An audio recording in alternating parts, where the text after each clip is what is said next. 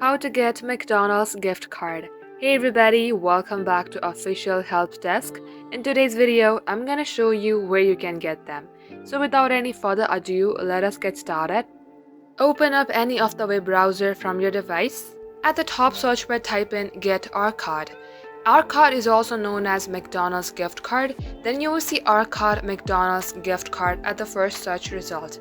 Tap open it and here tap on Buy a gift card. At this section, you will see a lot of Our Cards. Tap on any one that you would like to buy.